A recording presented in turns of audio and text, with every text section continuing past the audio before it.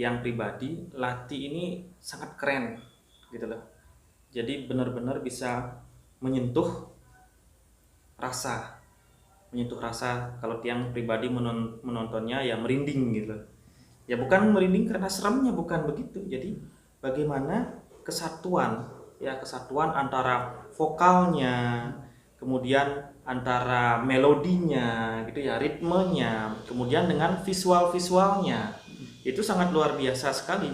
Dia menyatu seolah-olah memang tidak ada apa ya, tidak ada kesannya patah gitu. Dia memang menyatu walaupun dia pakai bahasa Inggris, walaupun dia pakai bahasa Jawa, tetapi dia menjadi satu kesatuan sehingga kalau dilihat itu enak gitu loh. Nah, Lati ini kalau menurut saya pribadi, ini dia memiliki pesan yang sangat unik sekali gitu loh. Ya bagaimana lidah itu ya. Kalau kita bagus membawanya akan menjadi bagus gitu. Kalau kita jelek membawanya akan menjadi jelek gitu. Nah, ini tergantung kita sendiri. Memang dalam kehidupan ini kita tidak bisa terlepas dari kesalahan. Justru kadang-kadang kita itu belajar dari kesalahan itu sendiri. Nah, ya benar-benar. Iya kan? Iya. Nah, jadi ini yang ingin mungkin dia sampaikan, bahwa kita itu tidak luput dari kesalahan karena kita ini manusia biasa gitu loh. Nah, itu pun antara yang salah dan benar itu yang mana sih yang dikatakan salah sesungguhnya, yang mana sih dikatakan benar sesungguhnya, kan begitu. Terkadang orang memiliki benar bukan kebenaran menurut kita.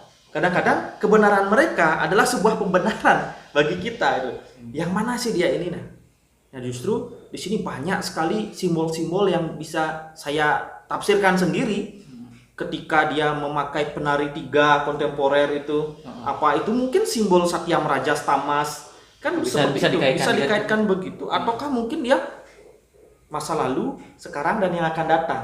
Benar. Nah itu, jadi Iya. masa lalu kita berbuat apa? Sekarang kita harus berbuat apa? Untuk kedepannya kita bisa tidak berbuat kesalahan itu lagi gitu loh. Nah jadi itu yang simbol-simbol itu yang bisa saya baca di sana. Kemudian juga ada kuda. Ya kuda bagi saya adalah kekuatan gitu loh. Justru lidah itu adalah sebagai kekuatan. Kalau orang tua kita bilang dulu yang paling tajam itu sebenarnya lidah. Coba mana lebih sakit hati?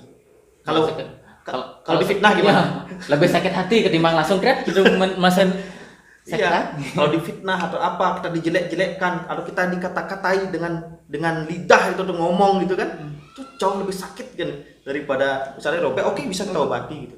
Kalau sakit hati, gimana cara kita ngobati? Makanya ada istilah mending sakit gigi ketimbang sakit hati ya. Iya. Mungkin.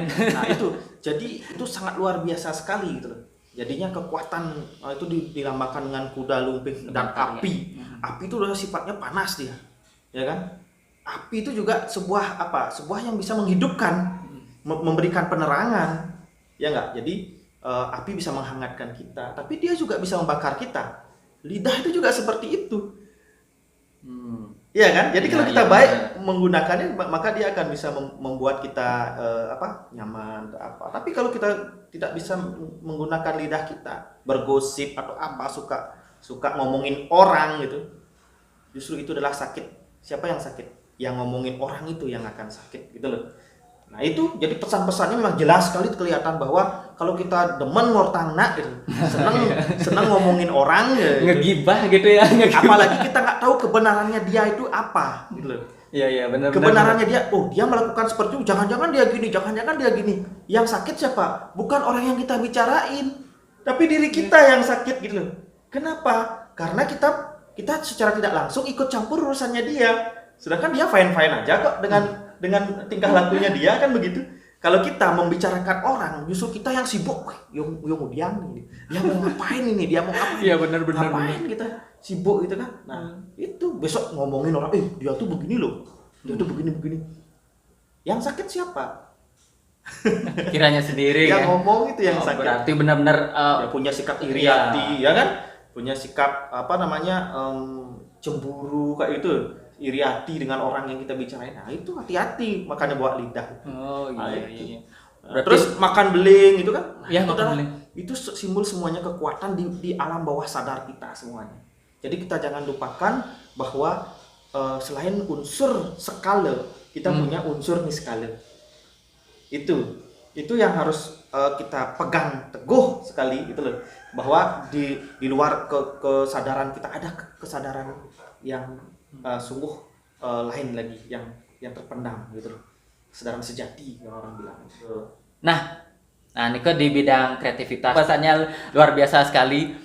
Bahkan dengan simbol-simbol tadi, entah yang membuat itu sadar atau tidak, terkadang ada benang merahnya gitu ya. Ya terkadang dia bergerak melalui intuisinya kan, dia membuat karya, dia tidak memikirkan pokoknya saya ingin buat gini gitu, tapi ternyata di balik itu alam sudah Menuntun berarti ya. Betul. Jadi alam sudah mengarahkan sehingga spirit dari lagu itu luar biasa. Jadi karya seni itu pun kita harus mengikuti alam. Seperti sekarang ini.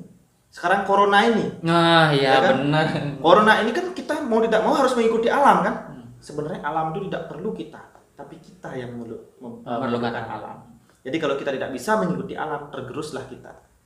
Nah itu. Makanya ini menurut saya ini sekarang ya ini momennya kita mulai merenung gitu loh, merenung sehingga nanti karya-karya yang akan hadir itu mungkin ini adalah peringatan alam untuk kita. Jadi kita itu disuruh untuk istirahat, karena alam pun sebenarnya perlu istirahat, ya nggak? Jadi sekian ratus tahun alam itu terus dieksploitasi gitu.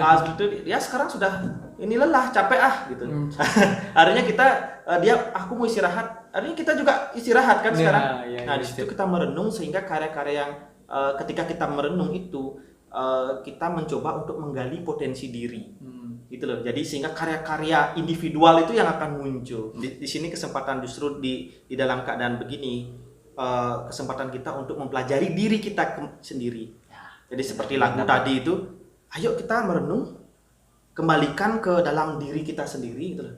Apa potensi apa yang kita punya?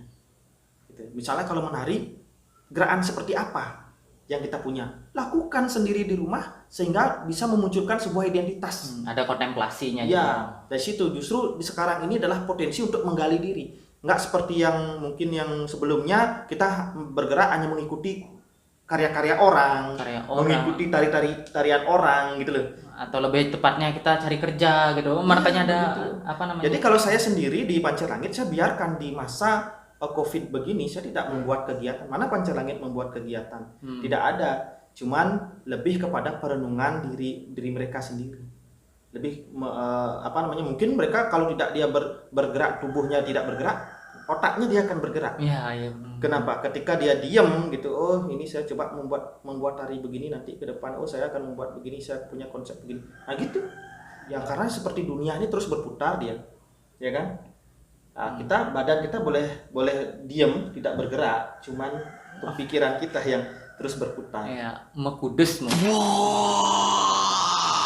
Ya gitu. Jadi yang sekarang ini adalah kesempatan kita untuk kembali menggali potensi diri kita sendiri. Nanti yang akan muncul itu mungkin kedepannya ya karya-karya yang virtual gitu. Jadi mungkin itu yang lebih akan keluar nanti. Yang dilihat bukan hanya kualitas penarinya sendiri, tetapi kualitas editor video, kualitas kameramen, ya kan? Saya jadi dapat masukan ini. Nah itu nanti yang akan dilihat kan, bukan hanya dilihat dari segi skill penari, bagus gerakannya begini-begini tidak, tapi bagaimana dia mengambil angle yang pas untuk mendapatkan gerakan itu.